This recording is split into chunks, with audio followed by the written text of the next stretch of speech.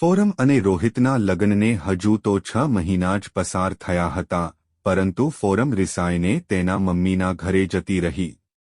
આવું કરવા પાછળ ફોરમની માંગ હતી કે તેને સાસુ સસરા સાથે મેળ નથી પડતો, તેથી તેને અલગ રહેવું છે. તેણે રોહિતને જણાવ્યું કે જ્યાં સુધી આપણે અલગ રહેવા નહીં જઈએ ત્યાં સુધી હું પછી ઘરે નહીં આવું. પરંતુ ફોરમ પિયર આવી તેના 15 જ દિવસમાં રોહિતનો ફોન આવ્યો. ફોરમે ખૂબ જ ઉદ્દંડતાપૂર્વક ફોન ઉપાડ્યો અને પૂછ્યું, મને શા માટે ફોન કર્યો? રોહિતે જણાવ્યું કે મને તારા વગર ગમતું નથી. પરંતુ ફોરમનો એક જ જવાબ હતો કે જ્યાં સુધી આપણે અલગ નહીં થઈએ ત્યાં સુધી હું નહીં આવું. રોહિતે જણાવ્યું કે તું આવી જા, મેં મમ્મી પપ્પા સાથે વાત કરી લીધી છે. તેમણે પણ અલગ રહેવાની પરવાનગી આપી દીધી છે, માટે તું કાલે જ આવી જા, આપણે સમાન ફેરવી નાખીશું. આ સાંભળી ફોરમ ખુશ થઈ જાય છે અને બીજે જ દિવસે સંસરિયામાં આવી પહોંચે છે અને તે જ દિવસે સમાન ફેરવવાની વાત કરે છે. તો રોહિત અને ફોરમ બંને સમાન ભરવામાં લાગી જાય છે. એવામાં રોહિતના હાથમાં એક બેગ આવે છે અને તે બેગમાંથી એક કાગળ નીચે પડે છે. ત્યારબાદ રોહિત તે કાગળ વાંચે છે. મિત્રો, તે કાગળમાં જે લખ્યું છે હતું તે સાંભળીને કદાચ તમારી આંખમાંથી આંસુ સારી પડશે.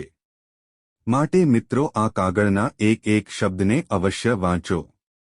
કાગળમાં લખ્યું હતું કે મારા વહાલા ભાઈ, આ પત્ર હું તારા માટે લખું છું.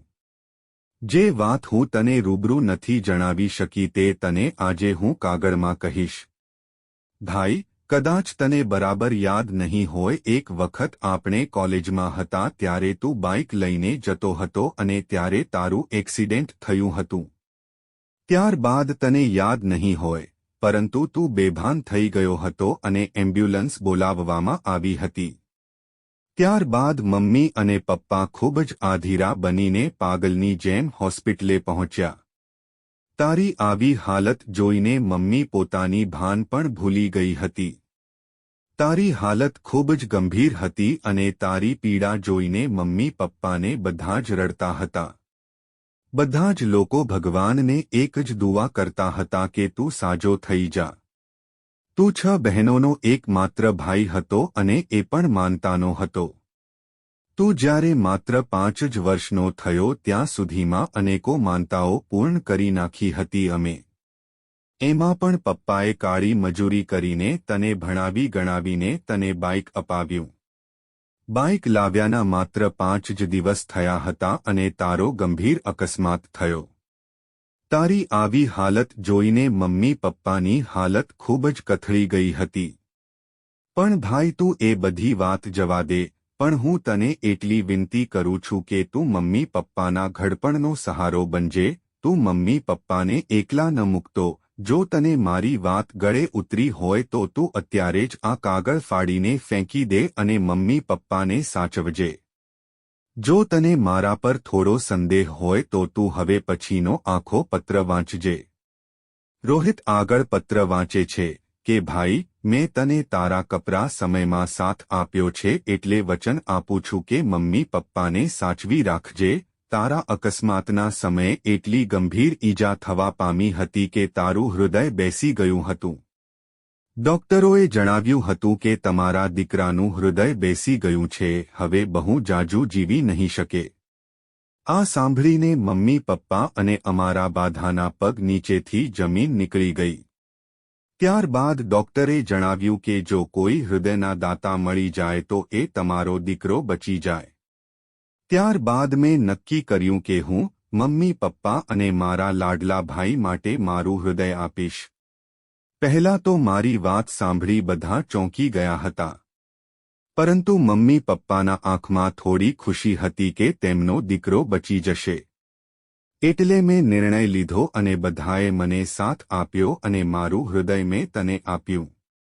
ભલે આજે હું જીવિત નથી, પરંતુ મારું હૃદય આજે પણ તારામાં જ ધબકે છે. એ જ મારા જીવંત હોવાની નિશાની છે. આજે તું જીવે છે મારા કારણે, પરંતુ આ વાતનું મને કોઈ અભિમાન નથી, પરંતુ ખુશ છું કે હું મારા લાડલા ભાઈને કામ આવી.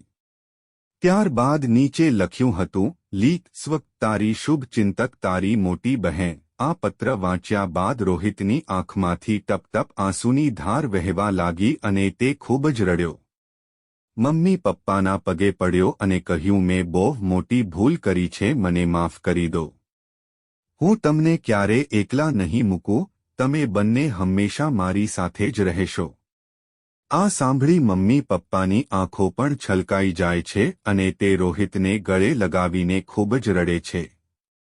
મિત્રો, અંતે તો માત્ર એટલી જ વિનંતી છે કે આ એક બહેન તરીકે બધા જ ભાઈને સંદેશો આપવામાં આવે છે કે તું માતાપિતાનો એના ઘડપણમાં સહારો બનજે। કેમ કે જ્યારે આપણા મમ્મી પપ્પાને પોતાના સંતાનની જરૂર ત્યારે એક દીકરી ક્યારે તરત ન પહોંચી શકે, પરંતુ આપણા માતાપિતા સાથે જ એનો સહારો બનીને રહેજે, જેવી રીતે આપણા બાળપણમાં આપણને તેમણે સાચવ્યા હતા।